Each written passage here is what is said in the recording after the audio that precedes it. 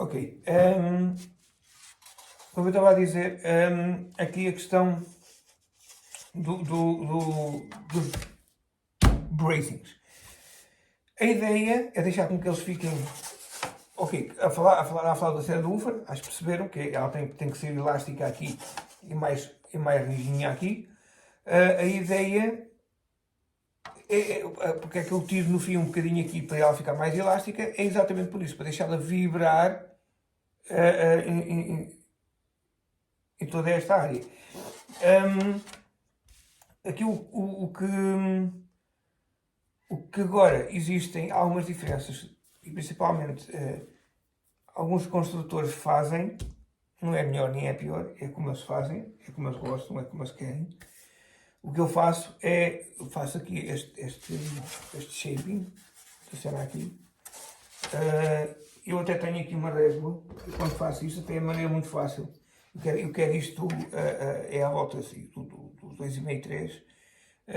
O que eu faço é esta medida, onde eu começo a fazer a escalar. Como esta régua tem esta medida, eu meto a régua aqui, passo um risco e está feito, fica todos iguais.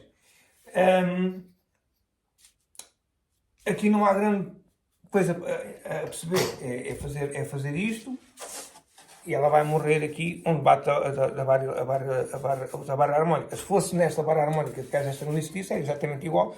Ou existe quem faça ficarem, tipo, imagina que a barra harmónica está aqui e eu meto tipo 5 mm para baixo. Mas isso depois vai de cada um e daquilo que aprendeu e daquilo que anda a estudar. Eles tiram... que eles fazem este shaping. Onde é que estás? Aqui estás a ver? Ok. Este shaping, ele fica todo igual e chega aqui e faz isto. Tipo a 2 mm, 3 mm. Bem, eu aqui tenho para dizer uma coisa, e isto tecnicamente seria um segredo, ou não. O ideal para se conseguir trabalhar bem com os agudos, porque geralmente os instrumentos, conseguir-se os graves, uns bons graves, não é a coisa mais complexa do mundo, mas conseguir-se uns bons agudos já não é assim tão fácil. E a tua ideia é como é que eu consigo ter uns bons agudos, ou porque o meu controle sobre os agudos. Então a ideia é esta. E isto é um segredo que eu mostro, que me foi ensinado por um grande construtor espanhol, que ele disse-me que isto não é errado, ok? Mais uma vez está, não existe erros, não existe coisas bem feitas, não existe coisas mal feitas, existe alguém que faz e que soa bem. E está bem assim, não tem mal nenhum. Mas para ter algum melhor controle sobre os agudos e tudo isso, há aqui uma maneira de fazer as coisas, diria... Olha, é assim, melhor e pior. Para mim é melhor. Para os outros pode ser pior. Ok. Então é assim.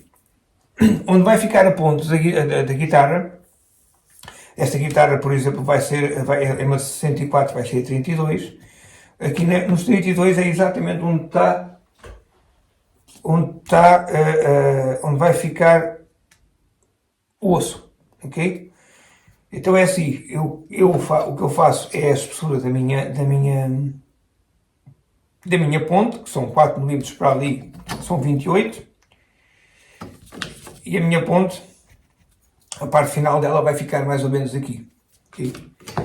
Então, o que eu faço, eu traço isto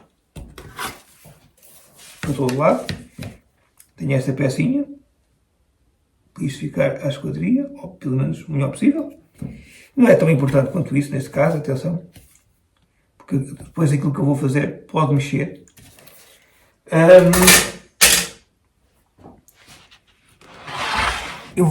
A partir daqui, de onde eu marquei este risco, eu faço logo a descida. Eu vou pegar aqui uma peça qualquer, aqui na borda. É aqui que está, ok? E vou tirar logo toda a madeira.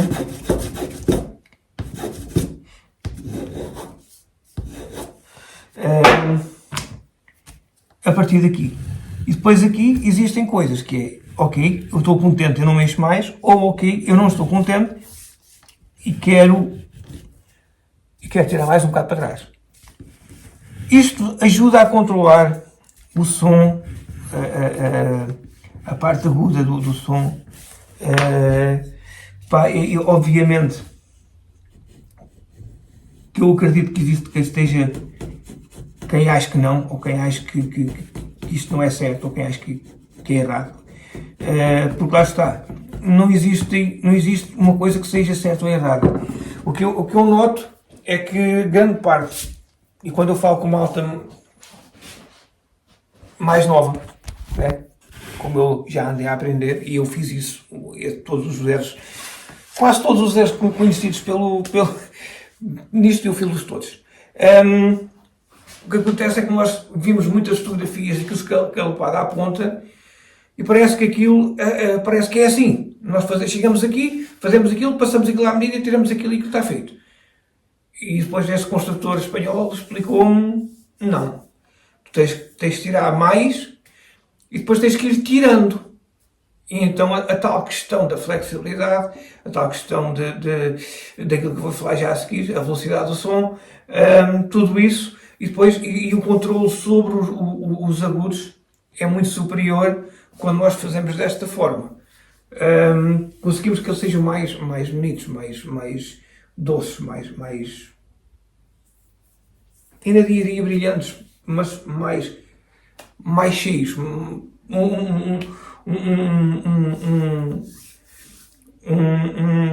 agudo mais interessante. E a primeira guitarra que eu fiz logo quando cheguei a casa, fiz logo isso como ele me falou, e eu notei logo uma grande diferença no instrumento, mas uma grande diferença mesmo. Então eu andei à pergunta, mas porquê que nos online existe muita gente que só faz aquele pequenino aqui à ponta e isto tudo. E eu cheguei à conclusão, das duas uma, ou é aquilo que as pessoas procuram, não está nada errado, é isso, é aquilo que as pessoas querem, o que os construtores querem. Mas eu comecei a notar bastante também, isso é uma coisa que vocês têm que ter atenção, que é, e falo para mim também, geralmente construtores que já trabalham há 30 anos e que têm um mundo de anos de experiência e por vezes até vêm de famílias e coisas do género, nós não nos vemos a criar muitos vídeos na internet. Eles não têm necessidade disso e provavelmente até têm pedidos que nem lhes dão tempo para isso e tudo isso. Nós que trabalhamos há menos tempo somos os que acabamos por fazer vídeos tal e qual como eu estou a fazer, porque inclusivamente estes vídeos também são para mim, para eu ver como eu próprio evoluo. Daqui a 10 anos eu vou ver estes vídeos, vou ver, se calhar já mudei muitas coisas daquelas que estou a fazer agora, 10 anos se eu cá estiver ainda. E também para... No meu caso a coisa é um bocado diferente. Eu acho que em Portugal não existe nada, ou ninguém a fazer nada deste género. E eu queria também deixar o legado, porque eu acho que existem, até na própria guitarra portuguesa, existe um grande encobrimento de como é que as coisas são feitas. E depois existe vamos imaginar que eu sou um construtor que desenvolve um monte de técnicas e fiz as melhores guitarras do mundo e blá blá blá, e no final morro e não tenho ninguém que me siga, não é? Ou porque não tive um filho, ou porque não tive um filho que quis seguir a mesma área, não tenho ninguém que siga. Todo o conhecimento que eu tive morreu ali. Eu não quero falar em nomes, mas eu lembro-me de um construtor de Lisboa, sei lá, do início do século passado, ou meados do século passado, que faleceu para aí 70 e tais, ou qualquer coisa assim do género, que ele não tinha filhos e não teve um seguidor, fez as melhores guitarras de Lisboa, ou das melhores guitarras de Lisboa que alguma vez foram feitas, e à exceção de agora estarem a medir as guitarras, na altura ele não explicou a ninguém como é que ele fazia, ou seja, todo o conhecimento que ele teve perdeu-se, não é? E eu, apesar de eu estar a evoluir, eu acho que eu estou a evoluir até morrer, eu quero sempre deixar mais alguma informação e quem estiver a ver este vídeo faça coisas como eu estou a fazer, ok, eu vou experimentar isto, ver o que é que isto está. Eu tenho aqui mais uma ideia que eu nunca tinha pensado nela. Por exemplo. Mas, como estava a dizer, esses grandes construtores eles não fazem vídeos porque eles não têm necessidade. Aliás, muitos deles até se querem esconder para ninguém saber quais são as grandes técnicas deles. No caso, e por isso o que nós vemos é muita malta mais nova, como eu e alguns mais, acabam por fazer vídeos porque, inclusive, até ajuda a promover e tudo o resto.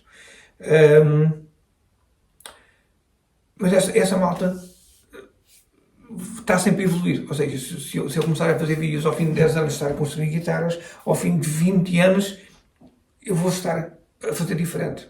E depois existe a outra parte. Existe quem faça esses vídeos comercialmente e faça curso online e whatever, para fazer com que seja uma extra rentabilidade deles. O que também está bem, porque todo o conhecimento tem que ser pago. Aqui, o conhecimento tem que ser pago, porque o conhecimento é pago. Eu hoje construo, mas eu gostei muito de dinheiro para estar a construir, não foi assim. Mas enfim. E então, aqui a minha ideia destes vídeos é essa. Ok, então, eu estava a dizer sobre isto que, pá, geralmente, quando eu vejo quem faz mais este estilo de coisas, são mais, ainda estou a dizer que é só, mas são mais malta que está no início e ainda está a aprender, que irá estar sempre a aprender, obviamente, mas quando eu vejo malta mais avançada, começo a ver que pode não ser muito diferente, mas existem diferenças. E dá para perceber isso. Portanto, aqui, mais uma vez, recapitulando, eu começo, por exemplo, esta peça do meio, ela começa aqui. Eu vou fazer o shaping daqui para baixo. Ou faço mais ou faço menos, mas vou fazer daqui para baixo. Depois vai ter a ver com flexibilidade. E aqui, o que é que eu podia falar aqui mais nisto? O shaping.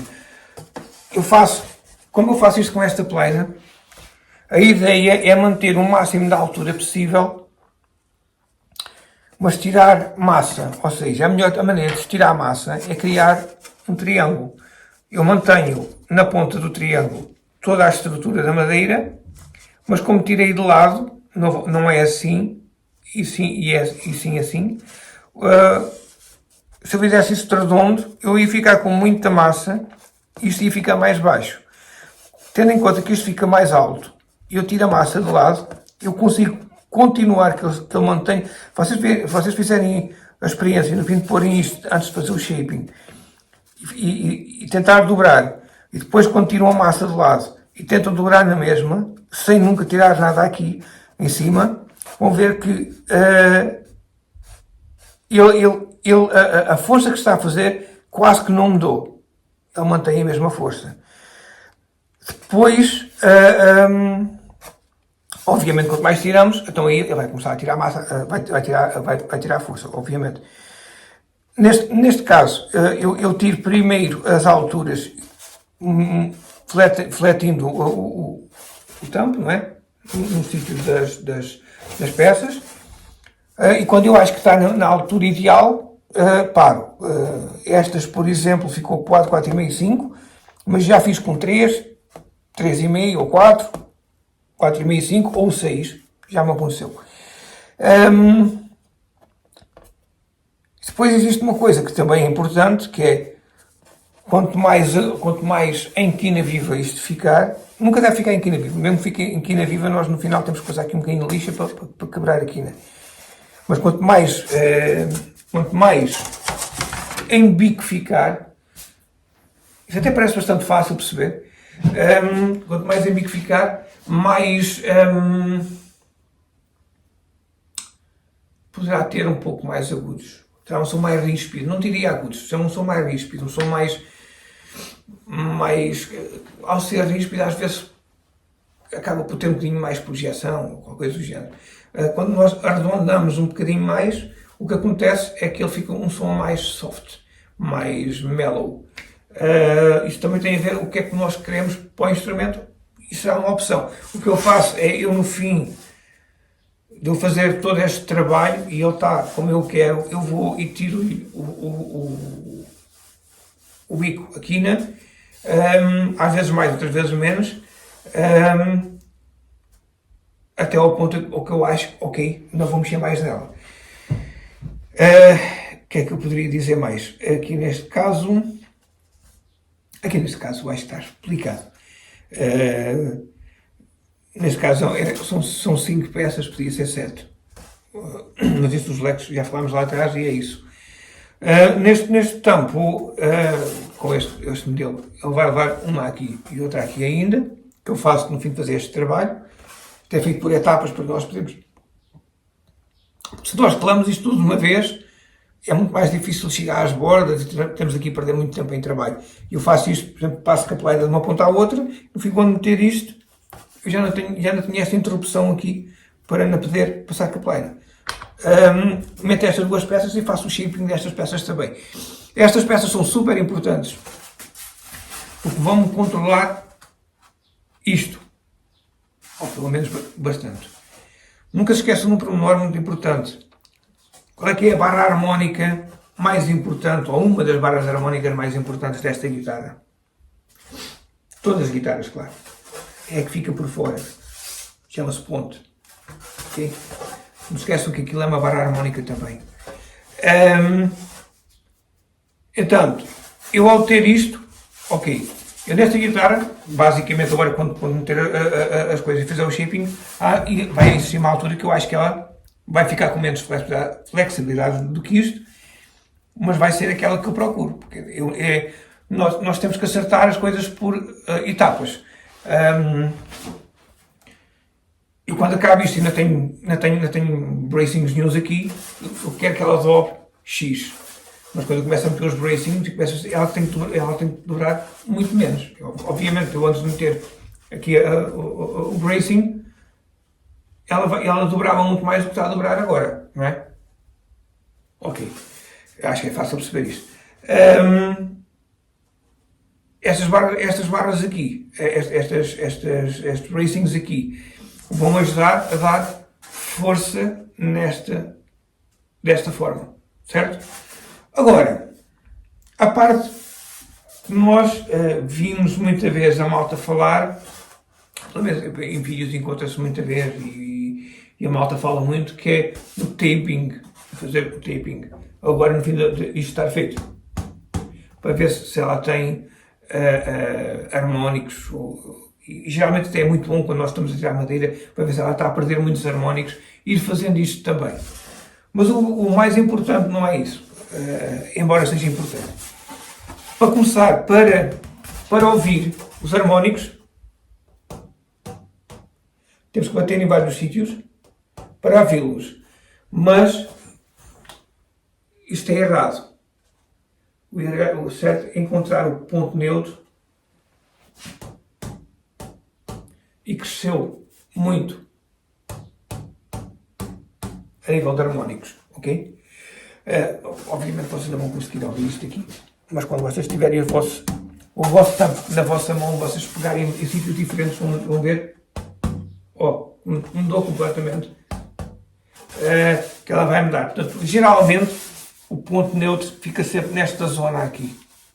Aí, já estão a ver? Aí. Fica sempre nesta zona aqui. Daqui não tem mal. A mim dá mais jeito, é visto com a mão esquerda e bate com a mão direita. Agora, no fim de eu fazer, vamos imaginar que eu agora não tenho aqui nada, no fim de eu fazer a guitarra com as medidas mais ou menos que eu quero, que tem a força que eu queria, que não perdeu muitos harmónicos e que eu soube parar, se tirar a madeira na altura certa, vocês vão continuar a ver pessoas a bater.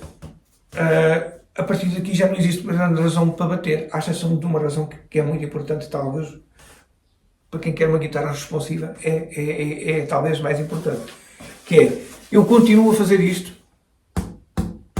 mas agora já não é para ouvidos harmónicos, porque eles já lá estão e já não tirem mais madeira, eles têm que lá estar.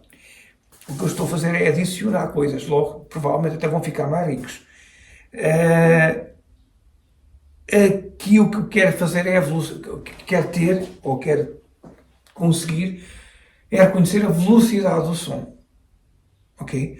A velocidade do som é quando eu pego nela, quando eu bato, a velocidade, o tempo que demora entre eu bater e o som, e eu ouvir o som. Aqui já quero um bocadinho mais de treino de ouvido. Se forem músicos, vão perceber muito mais facilmente o que é o ouvido. Conseguir bater e por vezes só ouvir isto e ver qual é que é a velocidade que ele demora. Ok. Neste momento, eu acho que ela não está ainda no ponto que eu quero, obviamente, mas eu tenho que tirar aqui muita madeira ainda. Basicamente, aquilo que se pode falar, como é que eu faço as minhas coisas, está aqui explicado. Depois há a parte que nós temos de tocar, temos que mexer, e só assim é que eu consigo dizer, só assim é que vocês conseguem perceber e levar para casa a memória daquilo que fizeram, só mesmo mexendo. E para isso, quem quiser e quem não quiser pagar um curso inteiro de construir uma guitarra e quiser tentar perceber um bocadinho mais daquilo que eu faço nesta parte da técnica, eu faço uns cursos também só para afinação do tampo. Neste caso tem que ser presenciais, onde eu aconselho, vejam este vídeo e venham com perguntas na cabeça. E presencialmente eu posso explicar aqui e vocês levam para casa a ideia do que é. São cursos presenciais, não dá de outra forma. Portanto, quem quiser fazer um curso desses, contacte-me via qualquer contacto. E dessa forma, eu acho que poderei contribuir para vocês fazerem guitarras ainda melhor do que fazem hoje. Ou não, mas eu acho que sim. Qualquer pergunta, façam. Eu sei que estes vídeos, eu gravei isto em duas partes, porque tive que parar aqui a meio.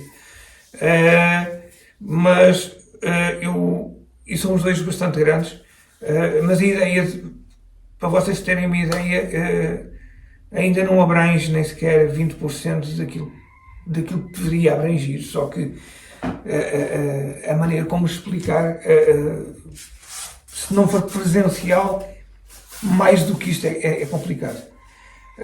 Não vos vou dar medidas, porque não existe, nem disto. Existem medidas de início de trabalho, mas isso, em qualquer bom livro de construção, essas medidas vão estar lá. Mas de final de trabalho as medidas nunca são iguais.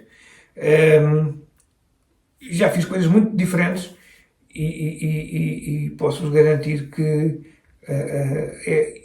estas coisas passam a guitarra de boa. Mas isto é outra coisa. Nós construtores não nos podemos dar ao luxo de fazer boas guitarras. Eu não gosto de fazer boas guitarras. Uma boa guitarra a gente compra uma de fábrica. Nós temos de estar sempre muito à frente nesse patamar. Daí a grande diferença entre um construtor e uma fábrica. É nós conseguimos fazer um instrumento de alto nível, não é? Portanto, para fazer uma guitarra de alto nível, onde não seja só estragar madeira e fazer coisas que mais fábricas fazem, ou cometer erros, mas erros todos, início todos cometemos, e eu cometi N. Eu vou aproveitar para dizer outra coisa, já não tem nada a ver com isto, é só para acabar o vídeo. Existiram algumas pessoas Têm alguns fóruns que pediram para eu fazer, gostavam de aprender e coisas do género, e queriam aprender comigo. E quando eu comecei a fazer os cursos que eu já fazia, trouxe para Portugal muita malta, provavelmente acham que é caro ou qualquer coisa do género. Obviamente nós estamos em Portugal e as coisas não são assim tão fáceis. Mas também para mim, para começar, é um mês de trabalho. Eu tenho que compensar esse mês de trabalho estar a ensinar uma pessoa.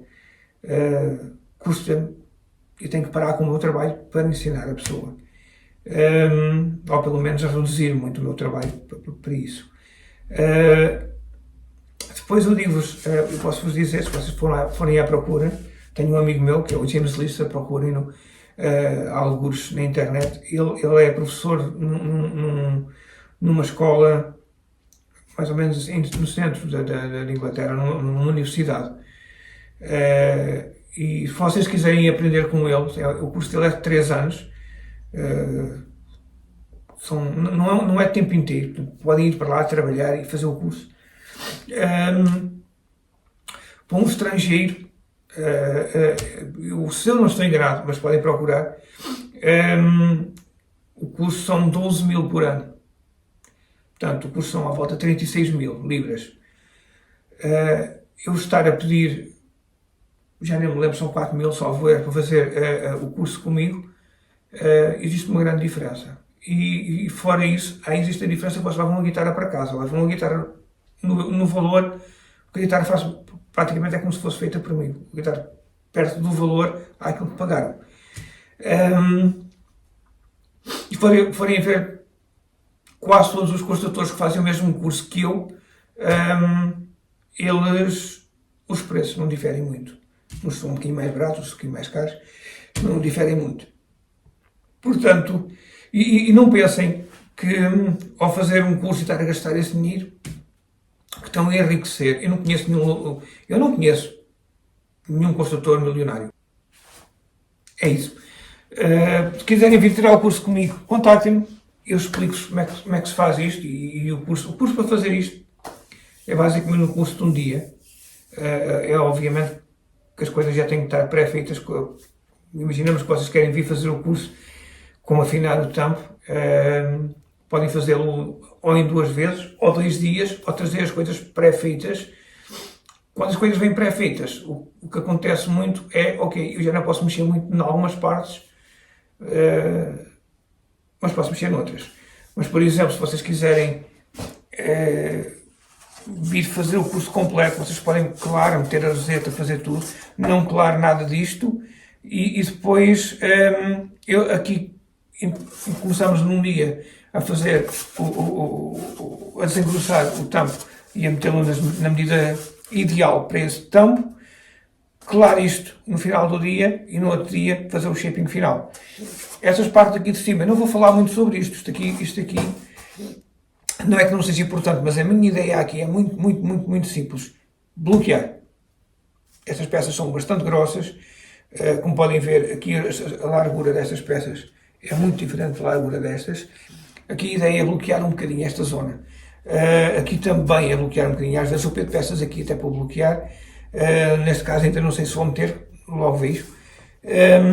A partir daqui é o que se conta como barras harmónicas. Estas duas, ou esta se fosse só esta. Embora estas são 6 barras harmónicas, atenção. Mas contactem-me e a gente pode perceber qual é que é a melhor maneira de fazerem isso.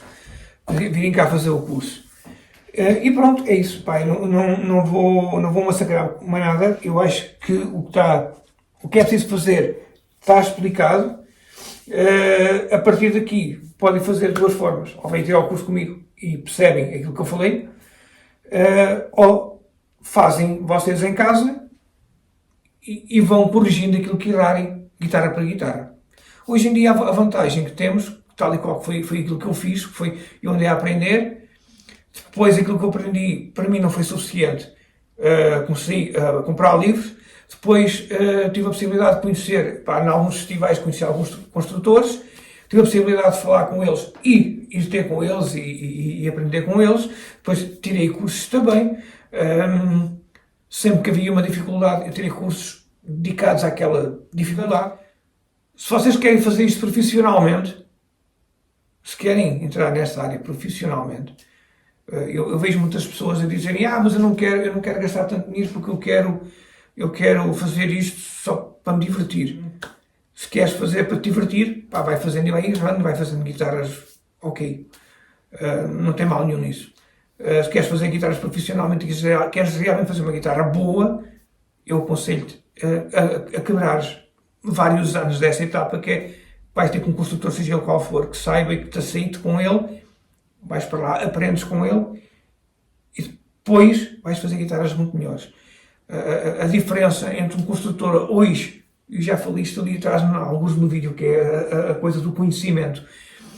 A grande diferença que existe hoje entre hoje virmos um construtor que ao fim de 2 ou 3 anos está a fazer já grandes guitarras, para tipo há 50 ou 60 anos atrás, demoravam muito mais tempo a fazer uma excelente guitarra. É que hoje em dia tens montes de cursos, tens montes de possibilidades de conhecer, tens montes de possibilidades de aprender e desenvolver. Se calhar há 50 anos não havia internet, obviamente, não havia nada dessas coisas, as pessoas quer dizer, conhecia-se muita coisa, mas não se conhecia tanto quanto isso. Ou seja, todo o tempo de aprendizagem era feito a trabalhar e a cometer erros. Ou seja, se vocês forem ver a história de alguns luthiers que hoje em dia são grandes nomes, ou alguns deles já faleceram, durante os primeiros 4 ou 5 anos de vida não, de construção, de trabalho, eles fizeram meia dúzia de guitarras boas e o resto foi, ok, guitarras que soavam qualquer coisa. E depois, com o tempo, foram melhorando até chegarem ao topo. Ao fim de alguns anos, uns mais rápidos, outros mais lentos, onde chegaram ao topo. Hoje em dia é muito mais fácil. Eu vou, gasto dinheiro, obviamente, mas vou tirar um curso e vou reduzir todo esse leque para 2 ou 3 anos. Ok? Logicamente tem sempre, depois o desenvolver, o pegar nas coisas, o avançar com essas coisas,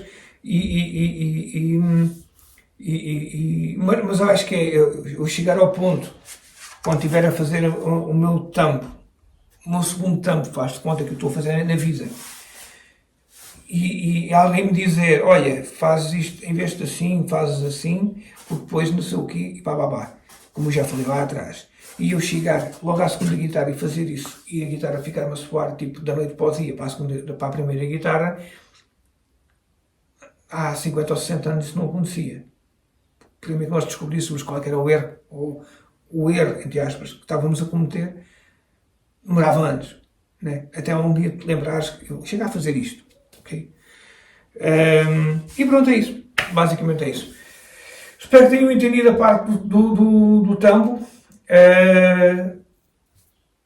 Qualquer outra coisa, digam. Está-se.